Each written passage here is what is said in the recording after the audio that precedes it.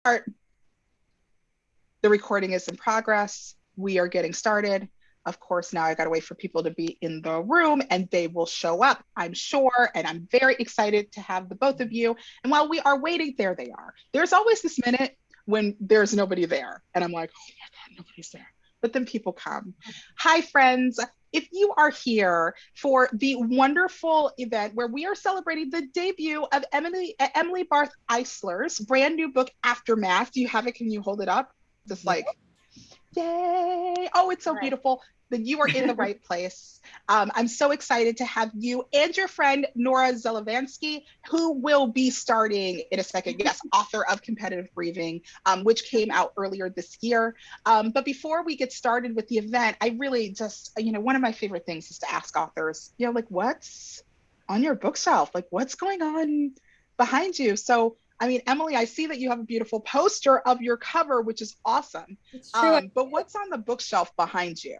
So I'm on a big kick. An author friend of mine has a book that came out the same day as mine called, I don't know if you can see it from there. It's kind of dark. Yeah. Yusuf Azim is Not a Hero by Sadia Faruqi, which is it came out around the 20th anniversary of September 11th.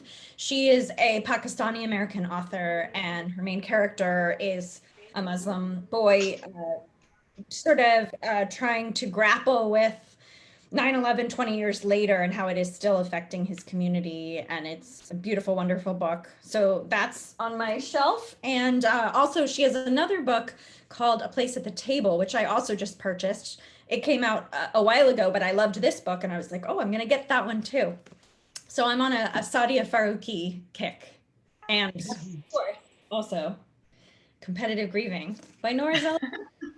Obviously, that's what we're reading. Like, obviously, that's what we're reading. One Nora. of my favorite books. Yes. Nora, what's on your bookshelf behind you? So I am at my sister's house because I have two small children who are too loud to be around while I'm doing this.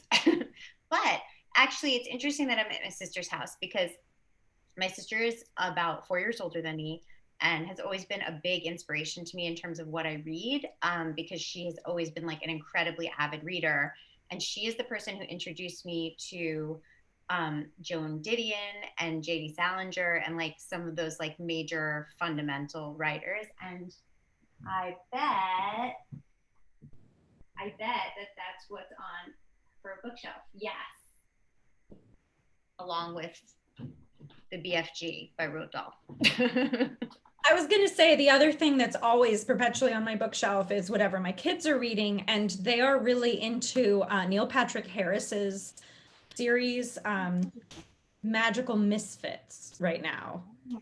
And they're having such a fun time reading it, and I'm delighted. It's also middle grade, which I always think is super fun to find other middle grade writing that's super different from mine. Obviously, it is a very different vibe and a very different mood. So that's been really fun too. I love that. And that's a really great reminder, because I have middle grade readers and they're always looking for that next fun series. And I completely forgot about that. So I'm excited. Series are so key. And I actually should really take that note and think about it for my next project, because kids, when they love a book, they just want more. And it's sad when I give them a book that they love and then they finish it and I have to break the news that no, I don't have another, whatever it is, when, there's no sequel or there's no series. So I think actually series for middle grade is very key because they're voracious and they finish and then there's more. Especially when they love a character, like the character can never go away, which is a thing. I mean, even for us adults, like they're just characters that we cannot say goodbye to. And then when we do, it's traumatic. It really is. It's absolutely true. And it's also interesting, like my daughter is 7.5.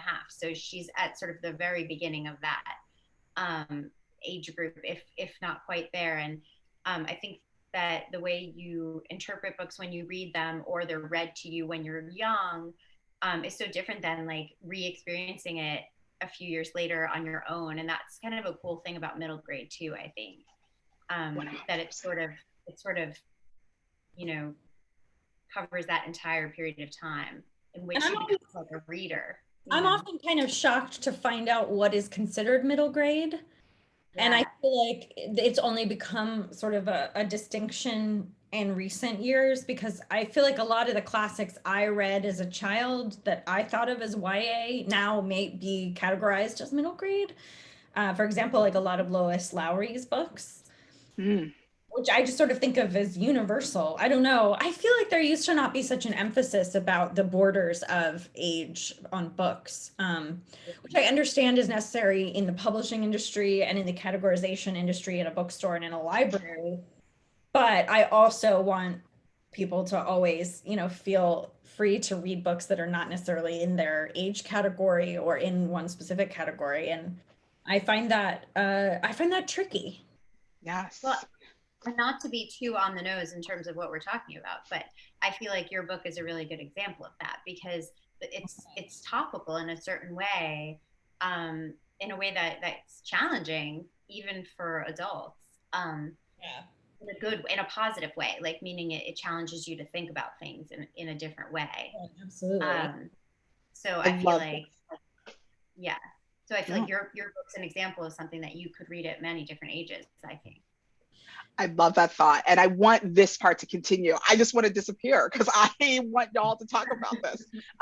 So let me just do my little, I'm just gonna let everybody know, hi, I'm not some rando. My name is Kira Wilson Cook. I am the events coordinator for the Silver Unicorn Bookstore in Acton, Massachusetts. I'm delighted and really sorry to interrupt what's already a really awesome conversation about middle grade, about Emily's debut book, Aftermath, about writing, about publishing. This is going to be a really great 1 hour conversation.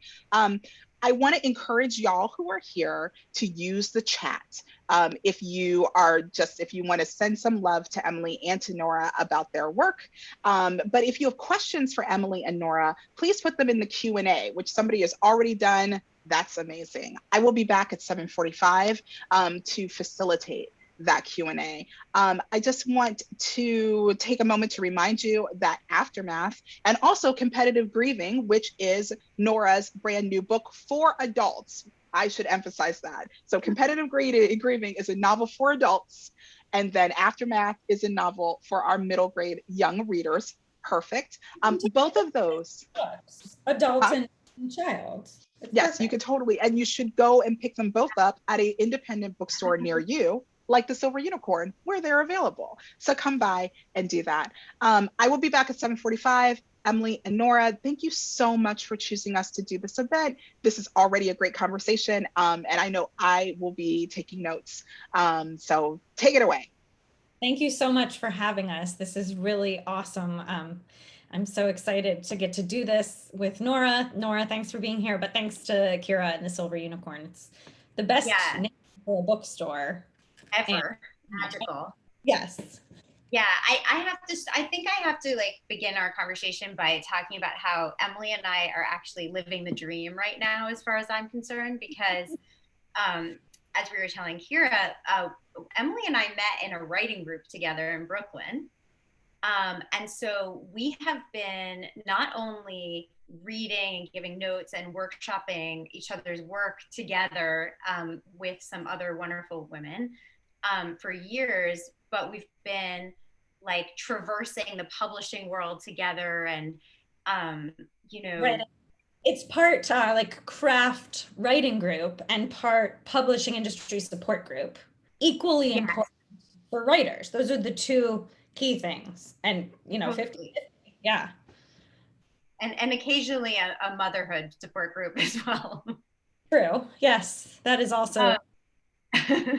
But anyway, so for me at least, it's the dream to be able to. I mean, we talked years ago about what if one day we can do a book event together, and here we are getting to do it. I know it is dreamy. Of course, I had hoped that it would be in person because I didn't realize COVID was coming, and I was imagining us together somewhere, both in New York and LA, doing events. But you know what? I am grateful to be here and super excited to get to do this with you, even if it's not in person. Agree. And if you don't mind me kind of kicking it off, I would just like to say, so having been in this writing group and having worked with each other's material so much, Aftermath is actually a book that I hadn't read and hadn't worked on with you. So I got to read it as an entirely new thing, but in your voice, which I already totally love. So it was like a complete and utter pleasure on all levels. One of the things I was struck by was that the title is so genius. Like, just to begin with, and I just feel like it's a good place to begin also because it's so emblematic of everything that the book is about. And I know from experience in the publishing world that they don't always let you keep your title. And sometimes coming up with it is a challenging thing. So I was just curious in this case, like what the title story was. Well, there are multiple stories with that. Thank you for asking.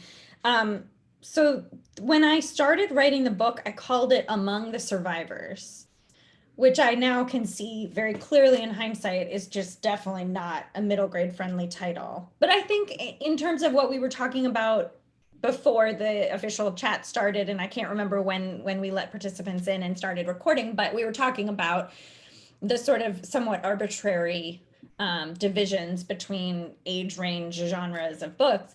I didn't know I was writing a middle grade when I started writing. So anyway, but no, I don't think that title was particularly good. But the reason I wanted to call it Among the Survivors was because I wrote it following a mass shooting in San Bernardino, California in 2015, and sort of in response to the news coverage, where there was a lot of talk of the survivors, and among the survivors was this person, among the survivors was this person, and the phrase really got stuck in my head, and this idea of sort of like, what would it be like to live among the survivors, and sort of there was like it's not like a brilliant pun, but there is somewhat of a play on words there amongst that title.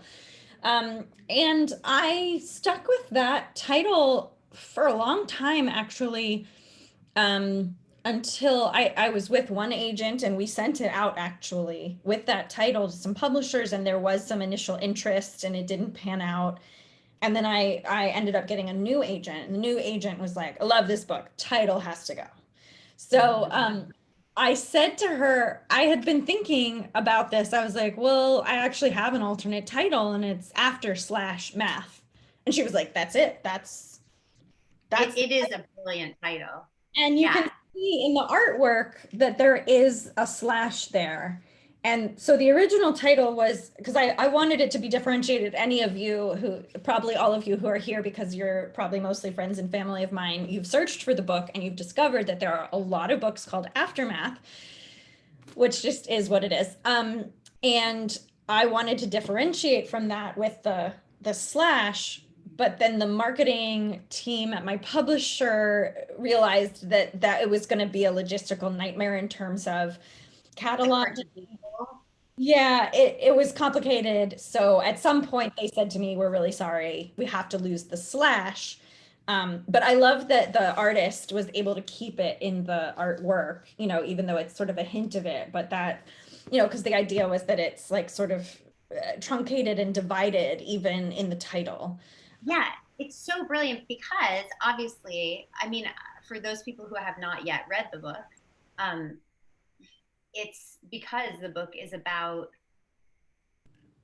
the aftermath of tragedy, but it's also about a kid just trying to navigate like normal life. And she happens to also be somebody who uses math as like a coping mechanism. But so it's just like Aftermath, like I'll see you after math or whatever it is, feels like this blending of like the extreme experience they've all been through and she's been through independently, and then also this like average experience that a kid is trying to have, just trying to like it's hard enough to just navigate being a kid without that. Exactly. Well, thank you yes, I'm glad that it comes across. I definitely think, how when you're defining a word, and certainly in school we were taught this, you're not supposed to use the word in the definition. I often struggle when people say, what is aftermath about? Because I'm like, well, it's about the aftermath. And I don't know if that rule applies also to titles of books, but I often find myself struggling to describe the story without using the term aftermath. It feels so natural. And I would say the same thing of your book, Competitive Grieving. I mean, I think that's a funny thing that we have in common. As Nora said at the beginning, we're in a writers group, and I was lucky enough to read the very earliest drafts of Competitive Grieving and drafts all the way through, and then the final product, which is just stunning and gorgeous, and it's one of my favorite books. But yeah, Aftermath wasn't something that I workshopped in the group because I wrote it so long ago. And I don't know, it's funny, it's interesting that all the other things I brought to our writers group, and for some whatever reason Aftermath never made it there. But Competitive Grieving is very much also about the aftermath of something. And so it's funny that without having workshopped these books together, even though we've workshopped so much else, that we were writing on the same topic. And I mean, I think, first of all, that goes to show just how incredibly common, necessary, you know, how we're all dealing with the aftermath of various things. And then here we are releasing these books both during a pandemic where I think people are dealing even more so with grief, with tragedies, with the aftermath of everything. So tell me a little bit about what made you decide to write Competitive Grieving. Well, it's interesting that you point that out about the pandemic, because obviously both when you and I both wrote our books, we had no idea that was coming. And I wrote Competitive Grieving in 2017, which was a challenging year for a lot of people because the world was just like, it was feeling very unstable. I mean, it almost seems funny to say. Because we thought that was the bottom, and we right. didn't. We thought that was bad. We were on the edge of a cliff then, but we were like halfway down a mountain, so we thought we were at the bottom, and here we are. We didn't know, but we don't look back on this moment and say, "Oh, we thought we were at the bottom there." Oh God, I hope not. But it was, things felt very in flux, and I happened to be pregnant at the time, and one of my best friends from childhood died, as Emily knows, and in the aftermath of his death, I was struck by how difficult and overwhelming the negotiation of all of his relationships was. That like he had been this incredibly charismatic person with all these different sort of versions of himself, and very social, and also had a bit of like a taste of fame as a musician in a band. And there was just a lot of clawing for recognition. So like, in the aftermath of losing someone, you often hear stories about families arguing over the will or objects, and that certainly was happening, but more so it was like everybody wanted to be recognized as having been important to him. And it's, aside from the fact that it all sort of struck me as absurd in a certain way, which is I suppose in part why the book came out as a comedy. It also, the more I talked to people about it, the more it became clear to me that it was this incredibly universal thing. That like there's all this conversation about what happens sort of in death rather, and then sort of the rituals around memorializing the person, mm-hmm. but there's less discussion about what happens afterwards. Well, and that's what I think is so interesting that both of our books are sort of grappling with, and that I mean, I'm sure there are other books. It's not like these are the only two books that have ever discussed this, but I think we both were fascinated by this one detail that, I mean, to sort of like widen out, I would say American culture specifically, and probably a lot of cultures in general, are not comfortable talking about hard things. And what you get from that is this sort of, soft focus, let's not talk about it, sweeping it under the rug. And then when people are hit with hard things, they don't know what to do. They, both of us have Jewish characters in our books, and so there's somewhat mentions of sort of those rituals. But then when those rituals end, if people are not, more observant or religious, those rituals only last a week or two. And then is the question, how do you go back to normal life? And the funny thing is, I think we as a society are all grappling with that now on a larger scale I hate to say post-pandemic, because we know as parents of unvaccinated children, we know it's not over. But I like to say, or at least I'm hopeful, like that it's the fourth quarter.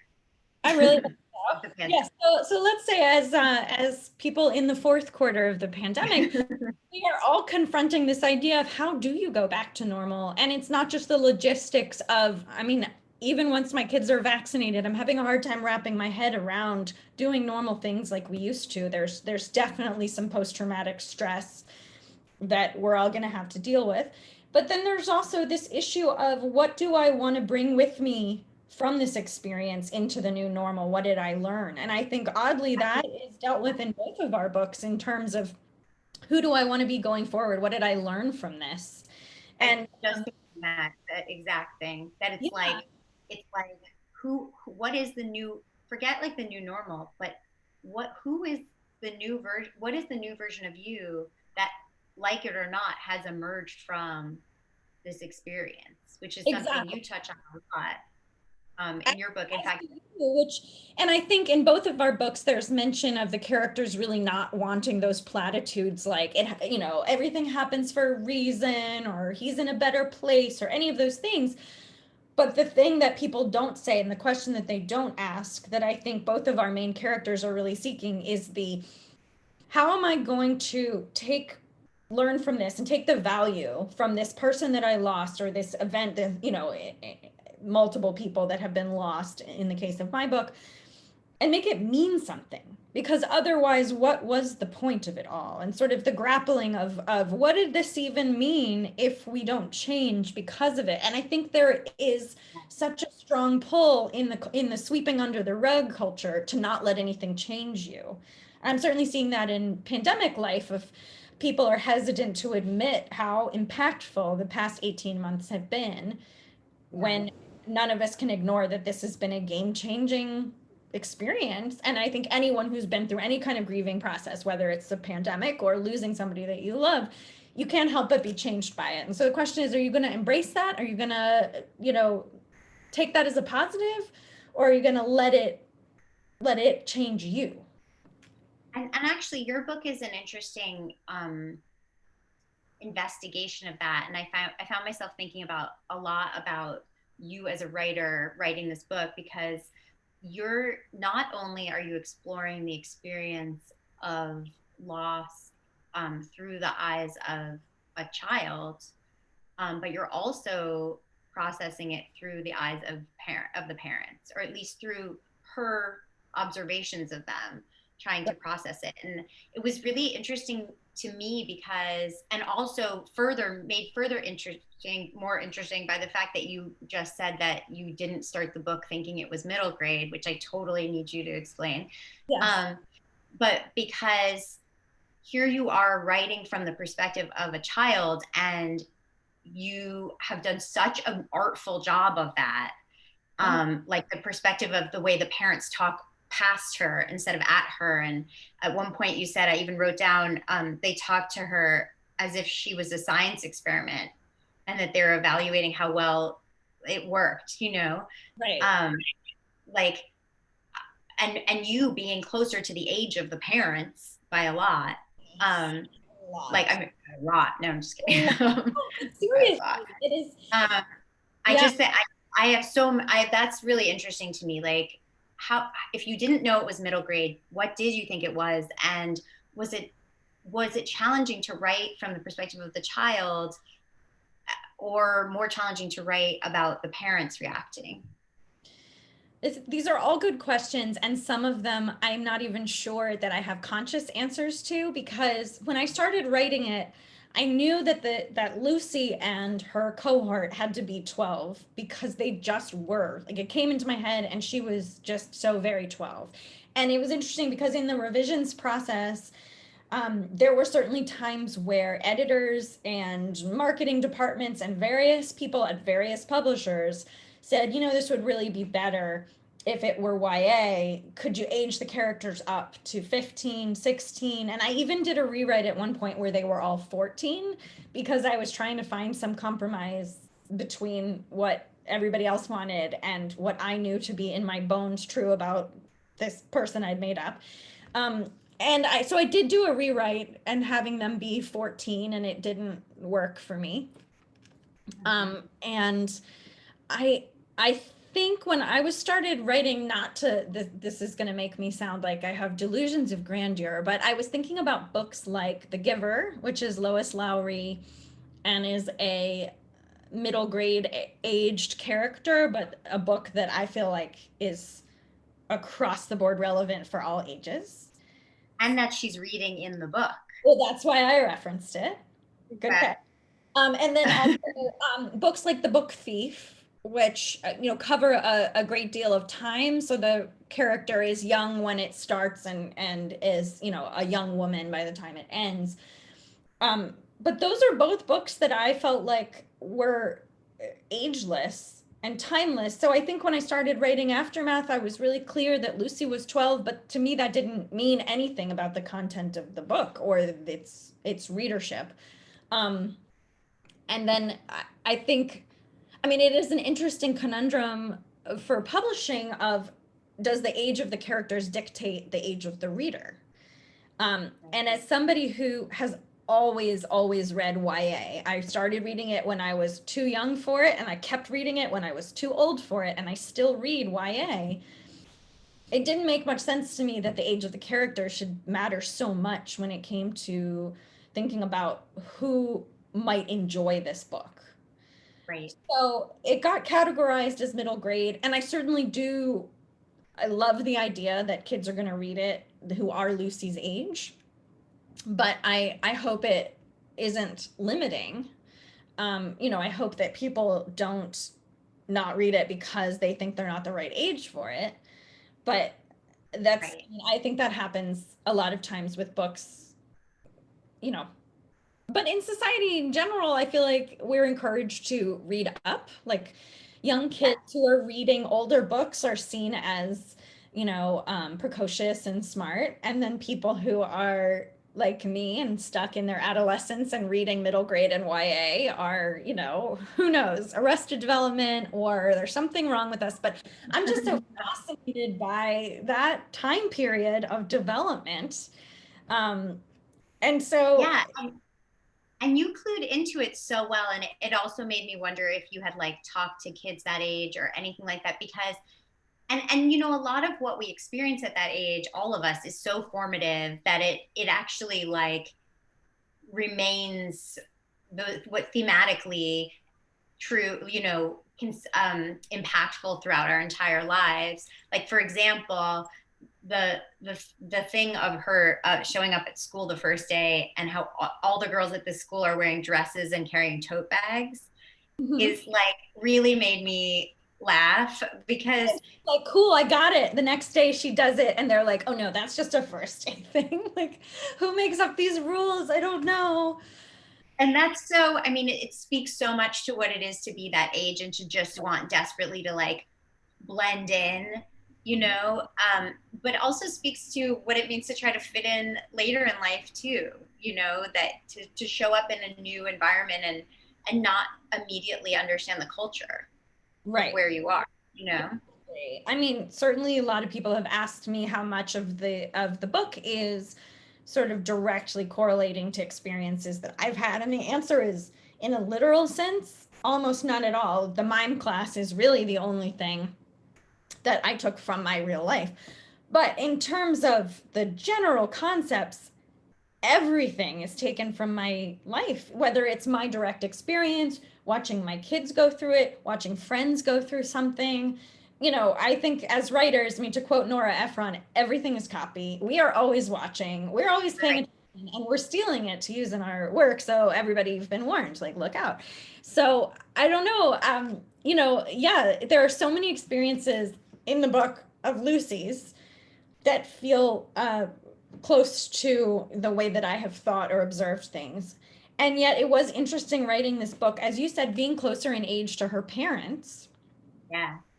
Writing as a parent, and certainly when I started writing and when I started, the first hints of a YA novel millions of years ago, long before I was a parent, and continuing as a writer to write in new phases of life has certainly been. I mean, I distinctly remember that moment where all of a sudden I was like, oh, maybe I relate more to the parents than the Parents. Yeah. and how Yeah. that changed. And I think I used to not include parents that much in my work because I was really focused on the kids. Yeah. And now, as a parent, I'm like, oh, let me get in some of what this is like from my perspective, because I think it's. Yeah. Well, and one of my favorite, at least one of the most, like, to me, brilliant sort of writerly observations that you've woven into this in terms of like a character development is the father's perpetual habit of telling people that they're fine, as if he's asking them if they're fine, or and that to me is relatable, both as the kid being like, you're not actually asking me anything, and also the parent just being like, I just need you to be okay because I just literally don't have it for you not to be right now. Right. Yeah, that is a good observation. And that's just one of those random things that my whole life has been a pet peeve of mine, that I always just sort of notice when people do that, and thought it was a perfect thing for this particular character. Yeah. I want to ask you a little bit about, in your book, the choice to, now this is, Competitive Grieving is not your first book, it's your third book. And like me, we both have many more books than those that have actually been published yet. And I was wondering how much of, so Competitive Grieving was inspired by an experience that you had, but when you had this experience, you were already married and you were a mom. What made you decide to age your characters down and include a romance, and sort of also that time in life? You chose a time in life where these characters were sort of struggling to figure out who they were and what they wanted to do with the rest of their lives, as opposed to characters who were slightly more settled. Yeah, I mean, that's an interesting question. I was just recently thinking about the fact that I haven't written characters who are married with kids before. Like, I never have. And I don't know why that is. I don't know if, like, on some level I think it sounds boring or something. I don't know. I was looking for an escape to read stuff that's, like, I don't want to read about married people with kids because I'm like, I got that.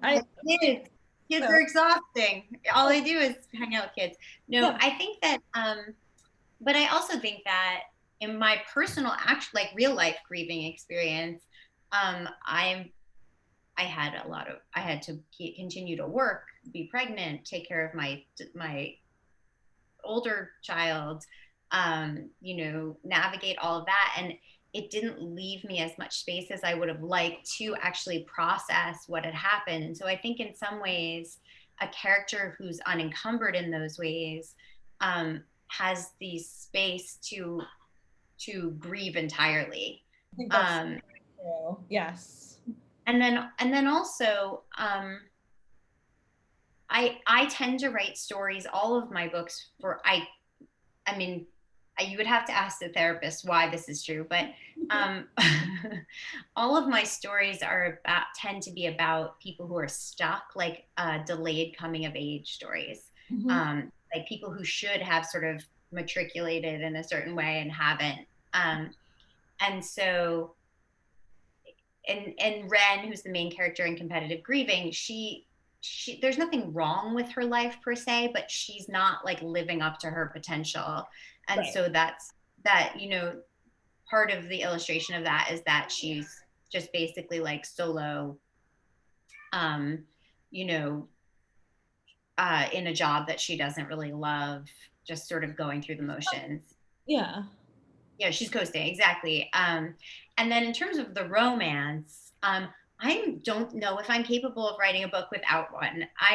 I've tried and failed. I noticed even in Aftermath, there's, like, the tiniest bit romance, because I don't know. I like for there to be some kind of love story. And maybe, maybe it can be in future books between friends or the love between parent and child, but I like a love story. I like a little bit of hope in there. Well, especially if you're dealing with a sort of darker topic, that could be like potentially heavy. It Really. seems it's a great way to sort of offset it and present a bit of like hope, Yes. and like levity even.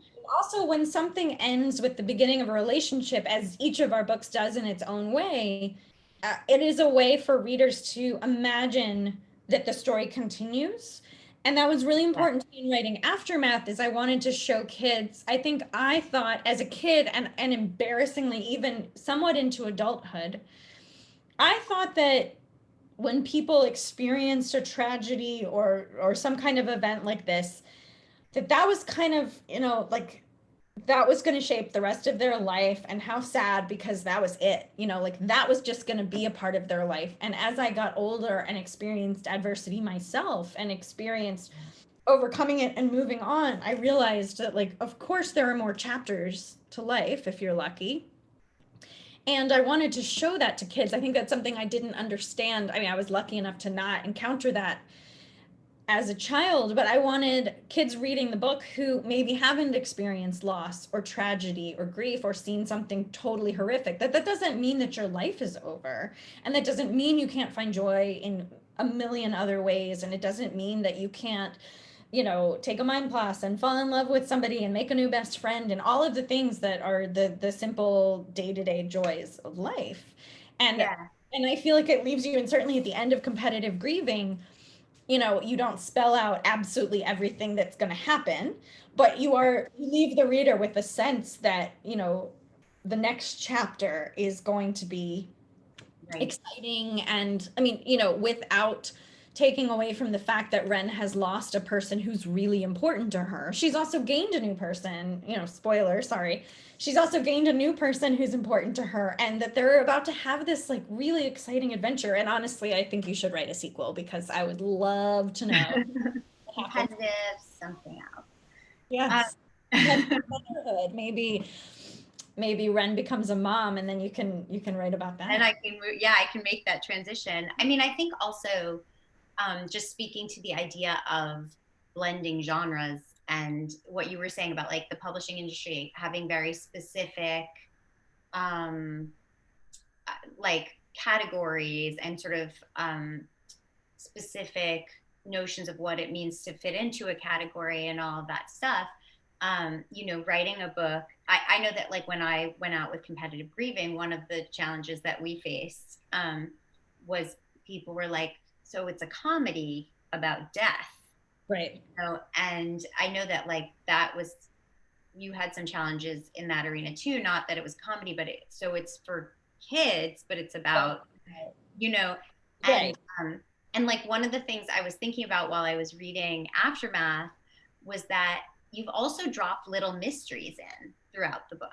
Mm-hmm.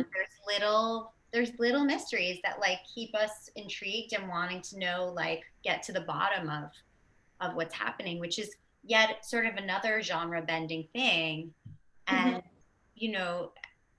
an important element to the book, because it's one of the things that makes it sort of a page turner, Yeah. I mean, I think it makes me think of how people will often say that YA is a genre, or middle grade is a genre, or adult fiction. And none of those things are actually genres. That's just age. And so it's always so interesting to me that, when people say, oh, your book is a middle grade, as if that covers every aspect of it. And I'm like, well, it's also funny, and there are little mysteries, and it's hopeful, and it's all that. There's so much that, we type books into little boxes, and of course nothing, just like people, none of us fits in a box. I don't know the solution to that, because I do understand that from a marketing perspective, from a shelving it in a bookstore or a library perspective, it is helpful to have those demarcations. But of course, no book is just one thing or just one category. Or no, absolutely not. And actually, speaking to that, and also what we were talking about the perspective of the parents versus the perspective of the kid and whatever. I did also find myself wondering while I was reading it I was just curious where you stood in terms of how you felt about certain characters and like decisions that they made, and even the role of math, because at one point when she is starting to sort of come out of the sadness in mime class, one of the ways she realizes it is that she hasn't been in her head sort of doing math. Yeah. And so the math as a coping mechanism has been helpful to her, but maybe then we begin to think maybe she. Yeah, I really wanted to blur that line. And it's so funny, our books have parallels because in your book, the way that Ren is always, every time she meets a new person, she mentally is planning their funeral. Right. Right. Which I love. It's so brilliant and it is so like my kind of humor. It's so good. But so to come back to your question, I wanted to blur the line. I think to me at first it seemed very obvious that math was a coping mechanism.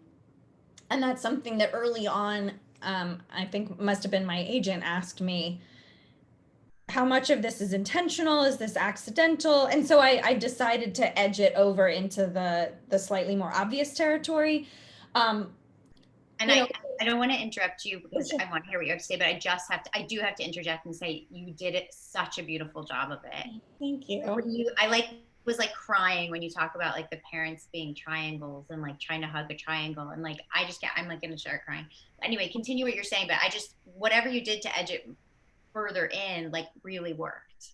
Well, thank you. I wanted it to be, I mean, I think without pathologizing every single thing that every single human does, I think we all have proclivities and habits and things that are always on the border. I mean, even if you look back into just basic superstitions, the line between being superstitious and having OCD is a small line. It's not invisible, but like there's not a ton of space in between there. And a lot of that is sort of inherited trauma.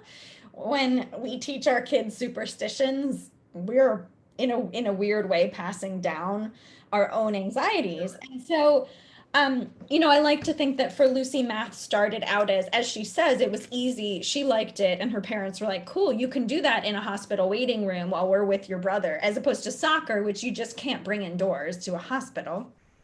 But, that it sort of, she latched onto it at a really formative moment, and it became a part of the way that she looked at the world. And I don't ever want her to lose her love of math, but I did sort of want Lucy to become less imprisoned by the need to look at everything that way, to make it more of a choice than just like a compulsion, basically. Right. And also to use that as just one of a few different ways to demonstrate to her parents that she doesn't have needs, like that she's okay. Right. And of course I felt as a reader, I both like judged them for not giving her more focus. Yes. And also we completely relate to the idea that they were like, she's okay, like we're just not gonna mess with it, like we have all of this other the interesting thing about writing parents and children, and my children are not yet as old as Lucy, but as and when I was writing this, it's funny because when I started writing this book, my kids were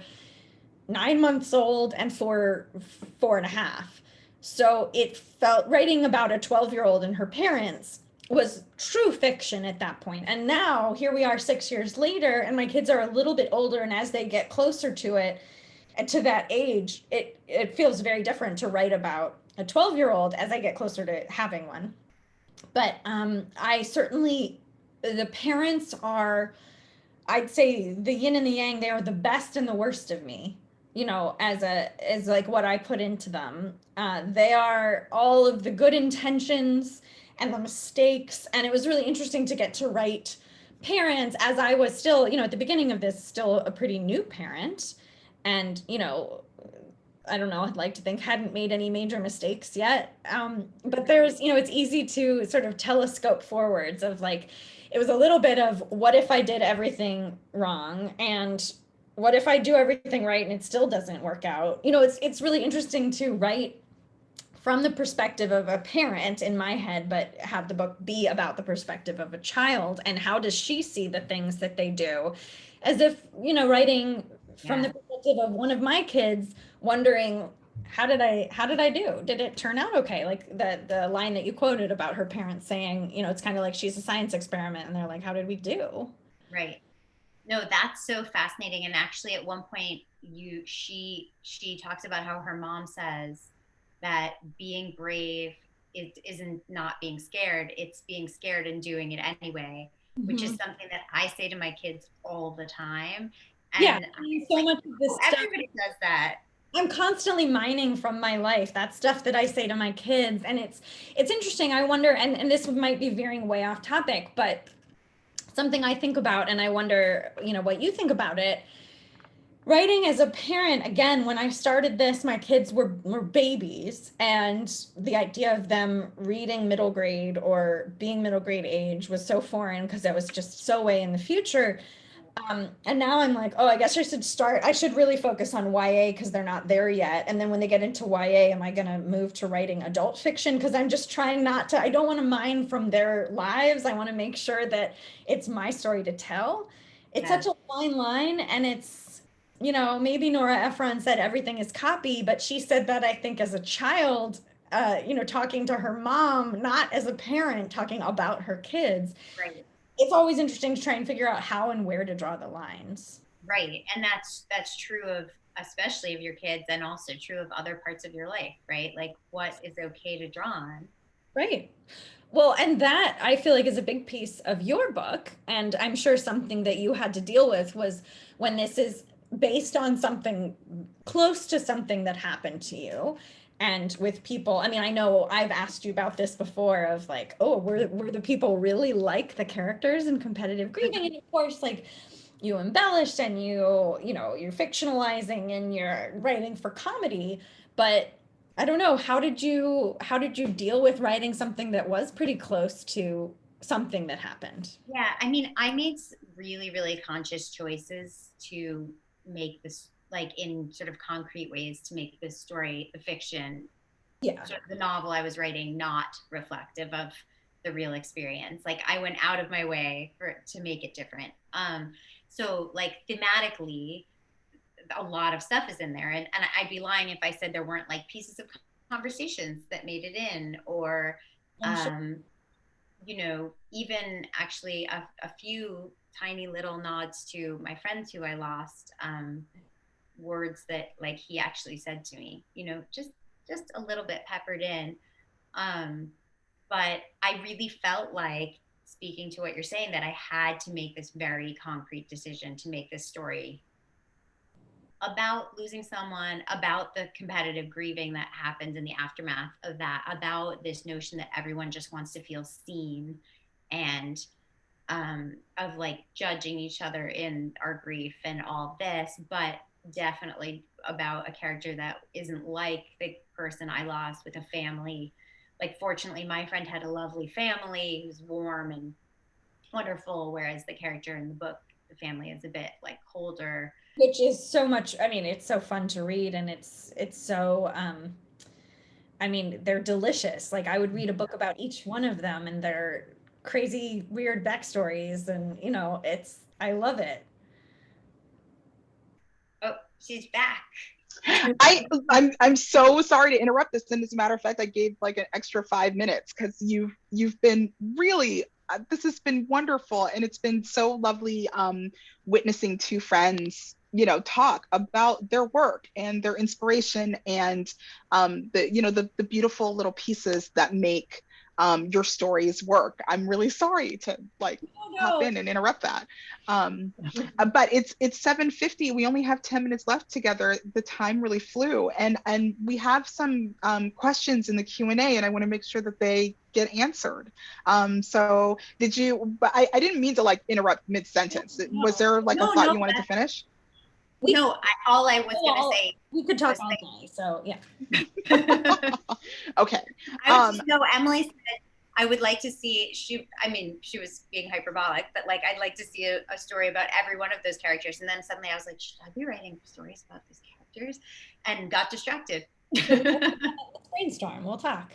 Ooh, all right. Like See, something's about to happen here. This is really awesome. So Terry wants to know, and this is a question for Emily, why did you choose the math concept infinity for Lucy to have challenges with?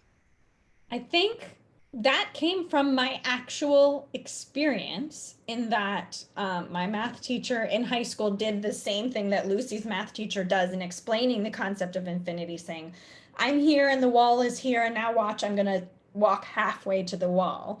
Okay, now I'm here, I'm going to walk halfway and halfway and halfway and never really get there.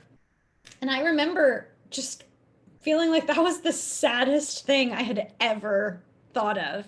This concept of like never actually getting somewhere, and that as much as we want in life to achieve things or physically get places, that there are limitations. And so, and that was 25 years ago. So obviously that really stuck with me. And it was just so natural when I thought about it. I knew I wanted Lucy to struggle with something, and it was almost subconscious. Like it just came out because it related so much to an experience I had had.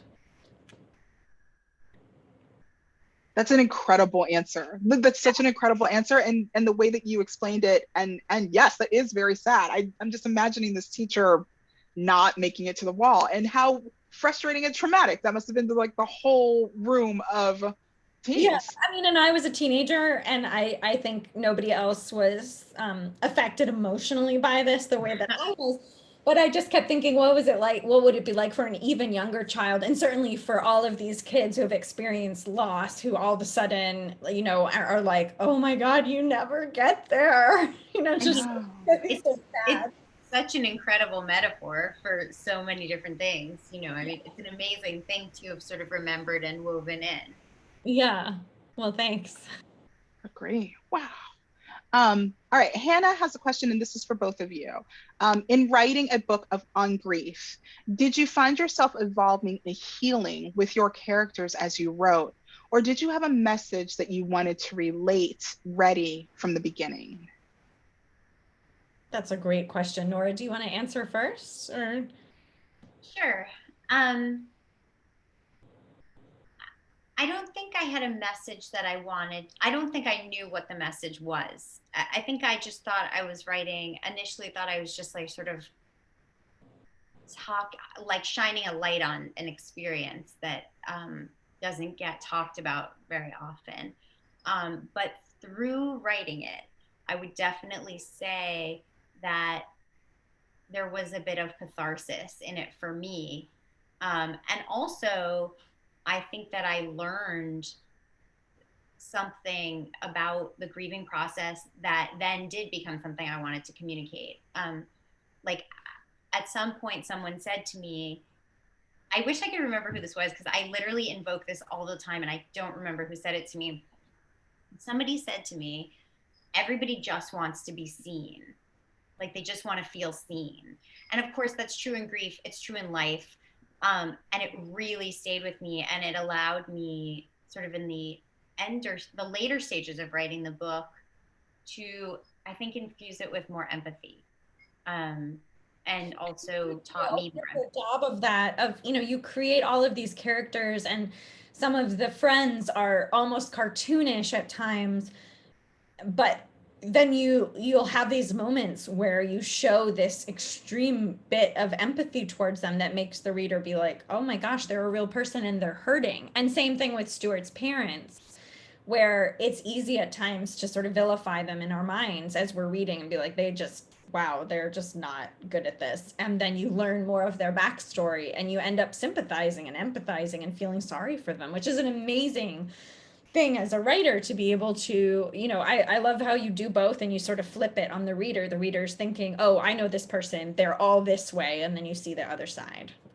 And I think that that's something that sometimes happens for you as a writer, as you're writing, like things Yes. flip. In an ideal world, like people turn out to be more nuanced than they initially seemed, which is Right. goes back to what we were talking about, Emily, in terms of the parents, like Right.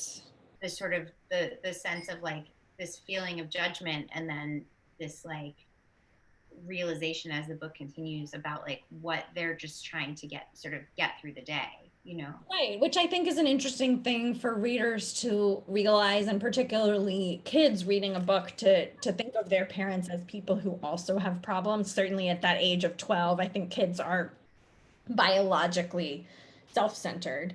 And so to put them in a situation where they're really forced to empathize, and particularly with their parents, I just always think is fascinating and, certainly I hope helpful to people, but, but I think that, we don't stop learning. So the fact that you were able to do that too in your book, I think there are people reading who will identify and maybe even think back on relationships in their life and times that they struggled and other people, seemed cruel or cartoonish or ridiculous to them. And, oh, well, wait, what were those people really going through? And was I even aware of that? Right. What was happening in their life at that time.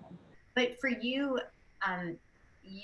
in terms of the book, because it's about gun violence to an extent, do you feel like you started out with a message, or were you just wanting to tell a story? Yeah, I do feel like I started out with a message. And I think it evolved. I'd say I'd started out with one message and maybe ended up with 10, like Right. I started out with a clear picture of what I wanted to say. And I think similarly to what you said, in terms of nuance, like I think I started out with a very simplistic message. And as I wrote the story and revised it and thought about it, I hope it became a more nuanced message.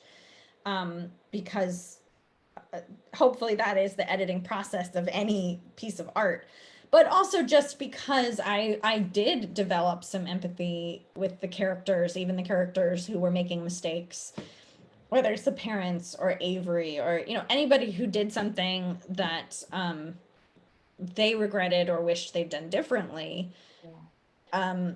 I think I definitely evolved over the course of this book. And I'd say it was whatever is the reverse of a bell curve, where I started out here and I wrote the initial draft of the book and found myself to be very, very sad and down about it, initially, and then found a way as the book itself evolved and as I evolved with it to find the hope and healing that I hope comes through in the book.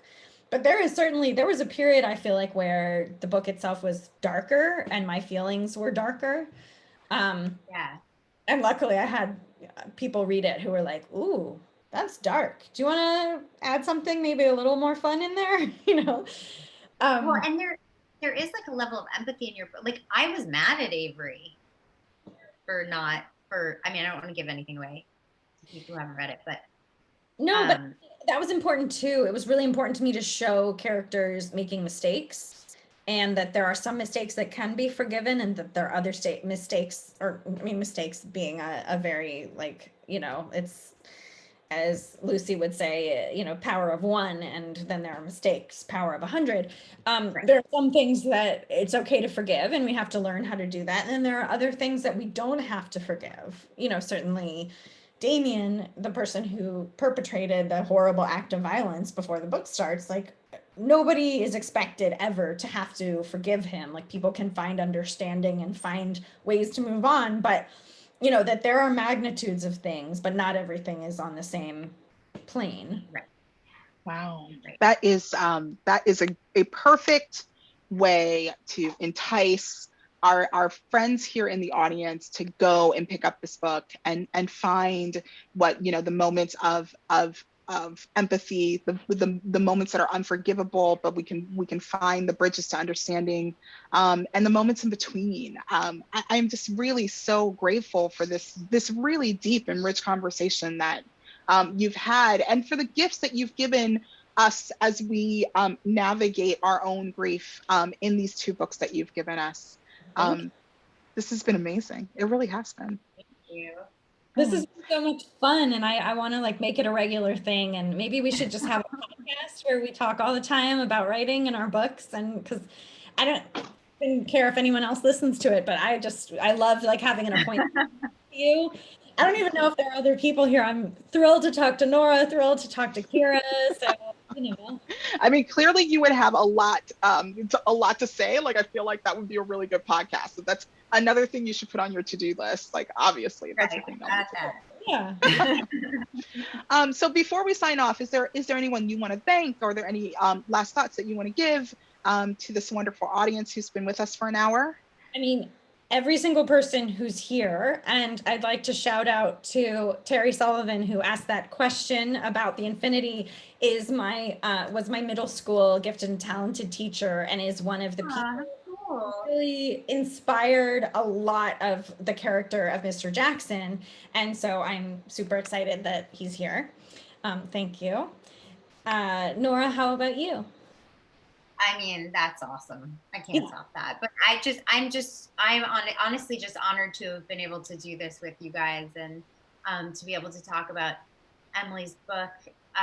Emily is like one of the most tenacious, imaginative writers I know. So I'm just so excited for this book, and I was so excited to read it, and of course love it, and was not at all surprised by how much. So thank you. And thank you so much for having us. Well, and if I were going to thank somebody, I thank Nora for like leading me through this whole process of writing through publication. Nora was the person that, when I got an offer on the book, who I called and said, should I take the offer? Is this good? Is this a good thing? Does this sound okay?